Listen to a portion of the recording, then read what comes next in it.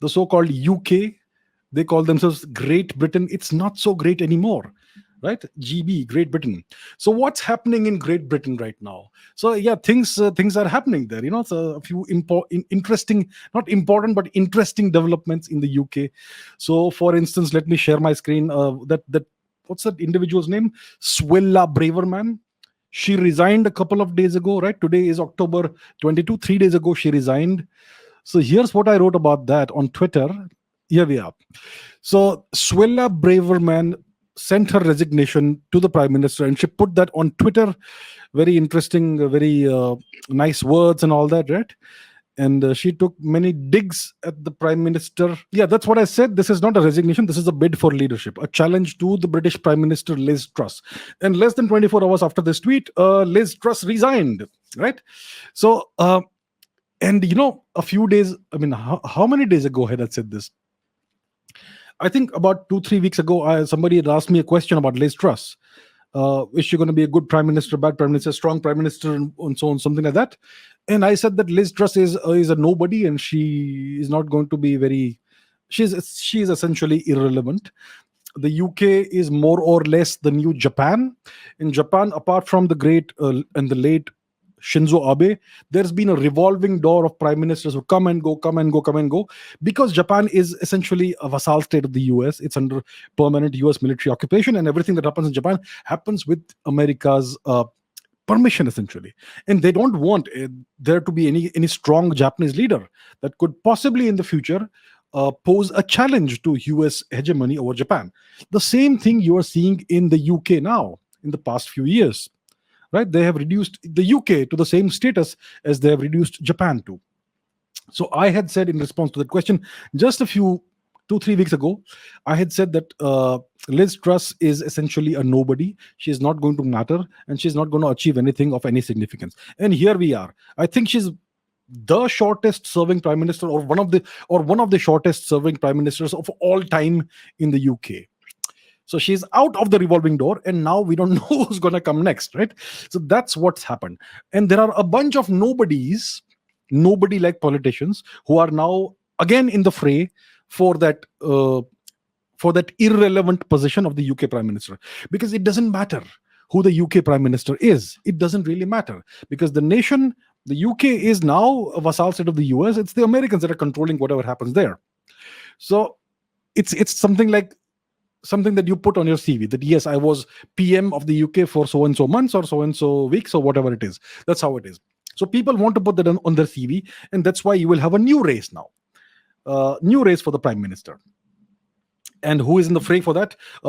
Clearly, this lady, what's her name? This Indian origin lady, Swella Braverman. She is in the fray for being the next prime minister. She did put up her bid over here, yeah, in indirectly. Then you also have, what's his name? The Indian, what's his name? Sunak, Rishi Sunak. So people are again very excited, especially in India, that yes, the UK may once again be possibly going to have an Indian origin prime minister or a Hindu prime minister. So to those who are getting very excited about this, let me tell you that the UK prime minister is a nobody. That person doesn't have any real power.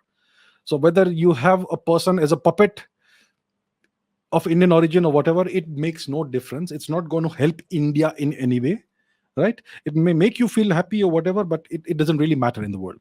So you may have Rishi Sunak getting back in the fray, or you may have Suella Braverman, who may throw her hat in the ring, or you may even see possibly an attempt by Mr. Boris Johnson to return as the Prime Minister of the UK.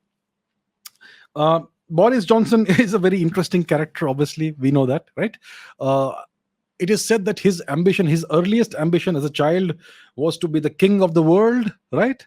So that was his ambition, to be the king. And later on, obviously, as he grew up, he realized that he's not going to be the king of anything. But then his ambition then became a little smaller, and that was to become the prime minister of the UK. And he did achieve that. He did achieve that ambition, that objective. He did become prime minister until he was overthrown quite recently and replaced eventually by Liz Truss. Liz Truss is gone, so Boris Johnson may possibly consider throwing his hat in the ring as well and try to be PM again.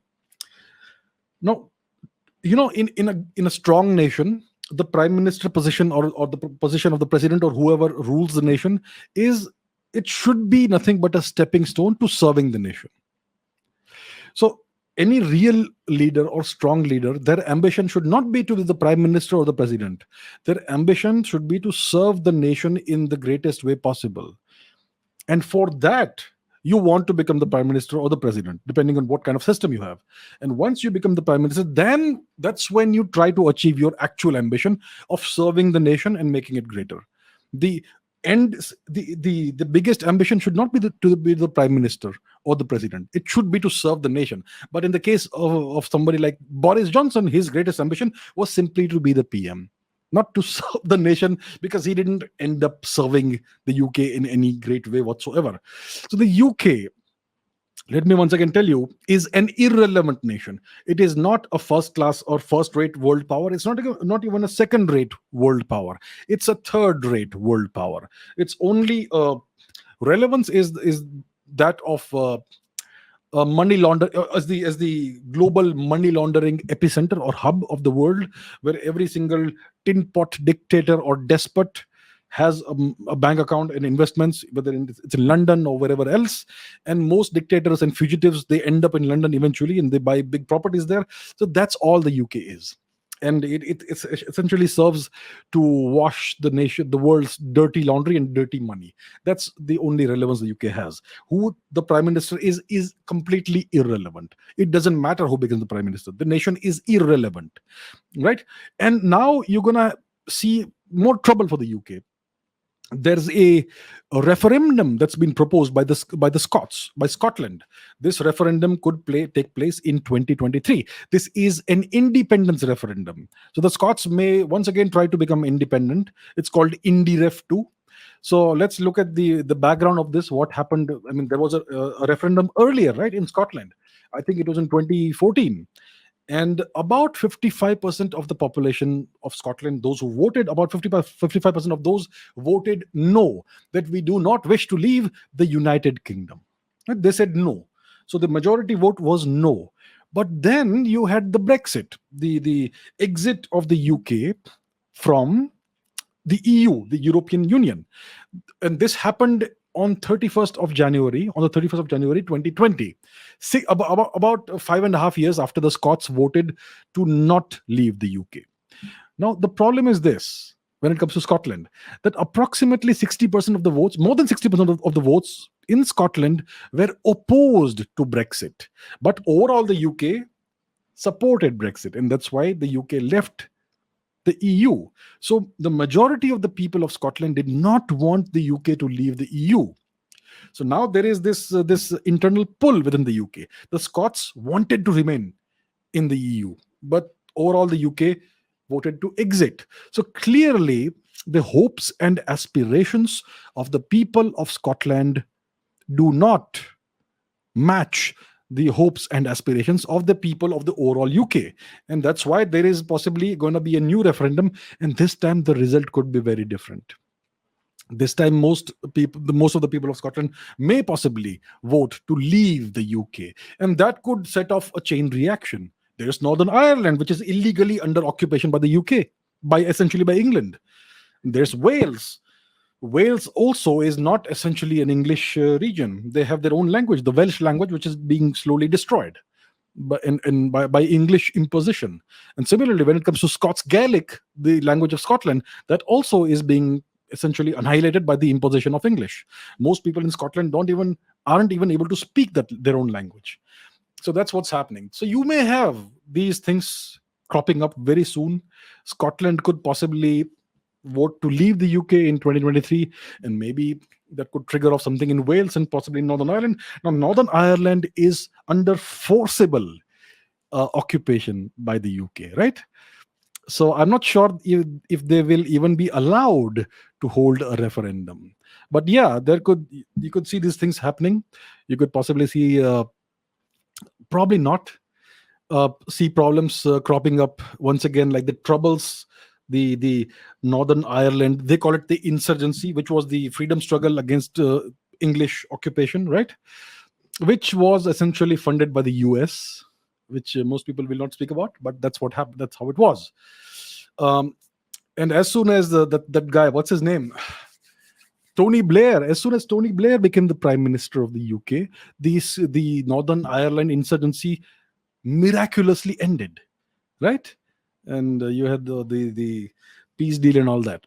So you could see things cropping up again in the UK. Troubles for the UK. Scotland may vote to leave. There could be something happening in Northern Ireland and maybe something in Wales.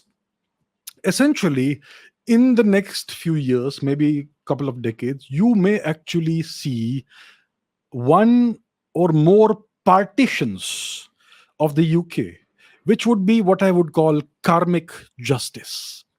Yes, we would like to see the UK partitioned. We would like to see the people of Scotland regain their freedom, which they have been fighting for at least 1,000, for almost 1,000 years. Um, you We know that the Scots fought for their independence multiple times. You've seen that movie, right? The very famous movie Braveheart.